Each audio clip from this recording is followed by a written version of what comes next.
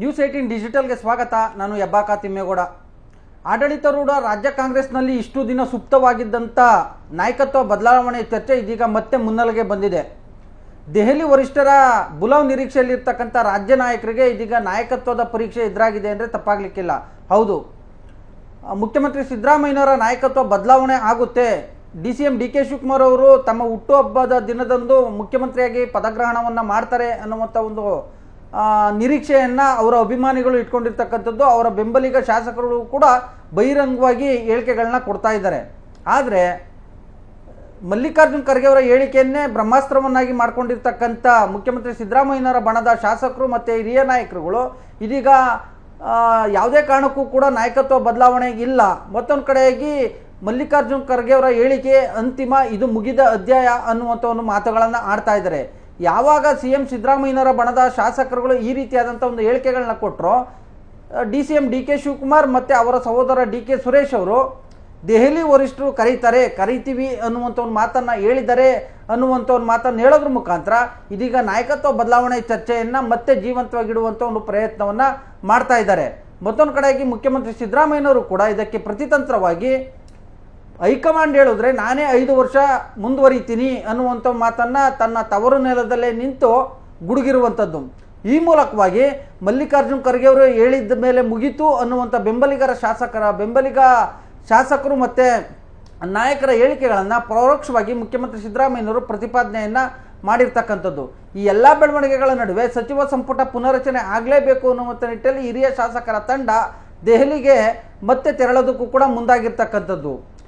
ನವದೆಹಲಿ ಪ್ರತಿನಿಧಿ TB ಜಯಚಂದ್ರ ಮತ್ತು ಸರ್ಕಾರದ ಮುಖ್ಯ ಸಚೇತಕ ಅಶೋಕ್ ಪಟ್ಟಣ್ ನೇತೃತ್ವದಲ್ಲಿ ಸುಮಾರು 40ಕ್ಕೂ ಹೆಚ್ಚು ಮಂದಿ ಹಿರಿಯ ಶಾಸಕರುಗಳು ನಾಳೆ ಅಥವಾ ನಾಡಿದ್ದು ಹೈಕಮಾಂಡ್ ನಾಯಕರ ಭೇಟಿಗೆ ತೆರಳುವಂಥ ಒಂದು ಸಾಧ್ಯತೆಗಳಿದ್ದಾವೆ. ಯಾಕಂತ ಹೇಳಿದ್ರೆ ಸರ್ಕಾರ ಅಧಿಕಾರಕ್ಕೆ ಬಂದು ಮೇ 20ನೇ ತಾರೀಕು 3 ವರ್ಷ ಪೂರೈಸ್ತಾ ಇದೆ. ಈ ಹಿನ್ನೆಲೆಯಲ್ಲಿ ಸಹಜವಾಗಿ ಇನ್ನುಳಿದಿರ್ತಕ್ಕಂಥ 2 ವರ್ಷಗಳ ಅವಧಿಗಾದರೂ ಕೂಡ ತಮಗೆ ಮಂತ್ರಿ ಸ್ಥಾನ ಸಿಗಬೇಕು. ಅಸಮರ್ಥ ಮತ್ತು ಬೇಜವಾಬ್ದಾರಿ ಮಂತ್ರಿಗಳನ್ನು ಸಂಪುಟದಿಂದ ಕೈಬಿಟ್ಟು ಹಿರಿಯ ಶಾಸಕರನ್ನು, ಅನುಭವಿ ಶಾಸಕರುಗಳನ್ನು ಮಂತ್ರಿಮಂಡಲಕ್ಕೆ ಸೇರಿಸಿಕೊಂಡು ಮುಂದಿನ 2 ವರ್ಷಗಳ ಕಾಲ ಸುಗಮ ಆಡಳಿತ ಮತ್ತು 2028ಕ್ಕೆ ಅಧಿಕಾರಕ್ಕೆ ತರುವಂಥ ನಿಟ್ಟಿನಲ್ಲಿ ನಮಗೆ ಅವಕಾಶವನ್ನು ಮಾಡಿಕೊಡ್ಬೇಕು ಅನ್ನುವಂಥ ನಿಟ್ಟಿನಲ್ಲಿ ಸರ್ಕಾರದ ಮೇಲೆ ಅಂದರೆ ಮುಖ್ಯಮಂತ್ರಿ ಸಿದ್ದರಾಮಯ್ಯ ಮತ್ತು ಉಪಮುಖ್ಯಮಂತ್ರಿ DK ಶಿವಕುಮಾರ್ ಸೇರಿದಂತೆ ರಾಷ್ಟ್ರ ನಾಯಕರ ಮೇಲೂ ಕೂಡ ತೀವ್ರ ಒತ್ತಡವನ್ನು ಏರ್ತಾ ಇದ್ದಾರೆ. ಆದರೆ ನಾಯಕತ್ವ ಬದಲಾವಣೆಯ ಒಂದು ಏನು ಚರ್ಚೆ ನಡೀತಾ ಇದೆ, ಈ ಒಂದು ನಾಯಕತ್ವ ಬಿಕ್ಕಟ್ಟಿಗೆ ಸಂಬಂಧಪಟ್ಟಂತೆ ಫಸ್ಟ್ ತೆರೆ ಎಳಿಬೇಕು, ಆ ಬಳಿಕ ಸಚಿವ ಸಂಪುಟ ಪುನರಚನೆ ವಿಚಾರದಲ್ಲಿ ತೀರ್ಮಾನವನ್ನು ಕೈಗೊಳ್ಳಬೇಕು ಅನ್ನುವಂಥ ನಿಟ್ಟಿನಲ್ಲಿ DCM DK ಶಿವಕುಮಾರ್ ಅವರ ಬಣ ಪಟ್ಟು ಹಿಡಿದಿರ್ತಕ್ಕಂಥದ್ದು. ಸೊ ಹೀಗಾಗಿ DCM DK ಶಿವಕುಮಾರ್ ಅವರ ಸಹೋದರ ಮಾಜಿ ಸಂಸದ DK ಸುರೇಶ್ ಅವರು ಕೂಡ ನಮ್ಮ ಅಣ್ಣನ ಪರಿಶ್ರಮ ಪಕ್ಷಕ್ಕೆ ಇರ್ತಕ್ಕಂಥದ್ದು, ಅವರ ಒಂದು ಪರಿಶ್ರಮಕ್ಕೆ ತಕ್ಕ ಪ್ರತಿಫಲ ಸಿಗಬೇಕು ಅನ್ನುವಂಥದ್ದು ನನ್ನ ವೈಯಕ್ತಿಕ ಅಭಿಪ್ರಾಯ ಅನ್ನುವಂಥ ಮಾತನ್ನು ನಿನ್ನೆ ಹೇಳಿರುವಂಥದ್ದು. ಸೊ ಹೀಗಾಗಿ ನಾಯಕತ್ವ ಬಿಕ್ಕಟ್ಟಿನ ವಿಚಾರದಲ್ಲಿ ಒಂದು ಸ್ಪಷ್ಟನೆಯನ್ನು ಪಡಿಬೇಕು ಅನ್ನುವಂಥ ನಿಟ್ಟಲ್ಲಿ DK ಶಿವಕುಮಾರ್ ಮತ್ತು ಅವರ ಸಹೋದರ DK ಸುರೇಶ್ ಅವರು ಪಟ್ಟು ಹಿಡಿದಂತೆ ಕಾಣಿಸ್ತಾ ಇದೆ.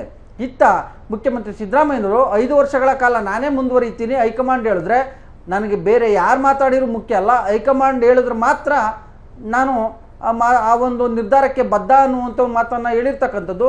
ಸಹಜವಾಗಿ ಎಲ್ಲ ಒಂದು ಕಡೆಗೆ 5 ವರ್ಷಗಳ ಕಾಲ ನಾನೇ ಮುಂದುವರಿತೀನಿ, ಪದತ್ಯಾಗಕ್ಕೆ ನಾನು ಸಿದ್ಧನಿಲ್ಲ ಅನ್ನುವಂಥ ಒಂದು ಸಂದೇಶವನ್ನು ಮುಖ್ಯಮಂತ್ರಿ ಸಿದ್ದರಾಮಯ್ಯನವರು ರವಾನೆ ಮಾಡಿರ್ತಕ್ಕಂಥದ್ದು. ಸೊ ಹೀಗಾಗಿ ಸಚಿವ ಸಂಪುಟ ಪುನರಚನೆ ಆಗುತ್ತೋ ಅಥವಾ ನಾಯಕತ್ವ ಬದಲಾವಣೆ ಆಗುತ್ತೋ ಅನ್ನುವಂಥ ಒಂದು ಕುತೂಹಲ ದಿನೇ ದಿನೇ ಹೆಚ್ಚಾಗ್ತಾ ಇರ್ತಕ್ಕಂಥದ್ದು. ಸೊ ಹೀಗಾಗಿ ರಾಜಕಾರಣದ ಅದರಲ್ಲೂ ಕೂಡ ಪವರ್ ಶೇರಿಂಗ್ ಪಾಲಿಟಿಕ್ಸ್ ಏನಿದೆ, ನವದೆಹಲಿಗೆ ಶಿಫ್ಟ್ ಆಗುತ್ತಾ ಅಥವಾ ಈಗಾಗಲೇ ಮಲ್ಲಿಕಾರ್ಜುನ್ ಖರ್ಗೆ ಅವರು ಹೇಳಿರುವಂತೆ ಸದ್ಯಕ್ಕೆ ಮುಖ್ಯಮಂತ್ರಿ ಬದಲಾವಣೆಯ ಪ್ರಸ್ತಾವನೆ ನಮ್ಮ ಮುಂದೆ ಇಲ್ಲ ಅನ್ನುವಂಥ ಒಂದು ಮಾತು ಏನಿದೆ, ಅಲ್ಲಿಗೆ ಮುಗಿದ ಅಧ್ಯಾಯವೇ? ಸಾಕಷ್ಟು ರೀತಿಯಲ್ಲಿ ಕುತೂಹಲ ಮತ್ತು ನಾನಾ ವ್ಯಾಖ್ಯಾನಗಳು ಕೂಡ ಇವು ಇತ್ತೀಚೆಗೆ ರಾಜ್ಯ ಕಾಂಗ್ರೆಸ್ನಲ್ಲಿ ಆಗ್ತಾ ಇರ್ತಕ್ಕಂಥ ಒಂದು ಬೆಳವಣಿಗೆಗಳಿಂದ ಹೊರಹೊಮ್ಮಿರ್ತಕ್ಕಂಥದ್ದು. ಸೊ ಈ ವಿಡಿಯೋ ನಿಮಗೆ ಇಷ್ಟ ಆಗಿದ್ರೆ ಲೈಕ್ ಮಾಡಿ, ಕಾಮೆಂಟ್ ಮಾಡಿ, ಶೇರ್ ಮಾಡಿ. ಕ್ಯಾಮ್ರಾಮನ್ ಗುರುಶೇಖರ್ ಜೊತೆ ಹೆಬ್ಬಾಕ ತಿಮ್ಮೇಗೌಡ, ನ್ಯೂಸ್18 ಕನ್ನಡ, ಬೆಂಗಳೂರು. ನಿರ್ಭೀತ, ನಿಷ್ಪಕ್ಷಪಾತ, ವಿಶ್ವಾಸಾರ್ಹ ಸುದ್ದಿಗಳಿಗೆ ಮತ್ತೊಂದು ಹೆಸರಾಗಿರುವಂತ ನ್ಯೂಸ್18 ಕನ್ನಡ ಈಗ ಆಪ್ನಲ್ಲೂ ಲಭ್ಯವಿದೆ. ದಯವಿಟ್ಟು ಇಲ್ಲಿರುವಂತ QR ಕೋಡ್ ಸ್ಕ್ಯಾನ್ ಮಾಡಿಕೊಂಡು ಆಪ್ ಡೌನ್ಲೋಡ್ ಮಾಡೋದಕ್ಕೆ ಮರಿಬೇಡಿ. ನಿಮ್ಮ ಬೆಂಬಲ ಹೀಗೆ ಸದಾ ನಮ್ಮೊಂದಿಗಿರಲಿ. ಧನ್ಯವಾದ.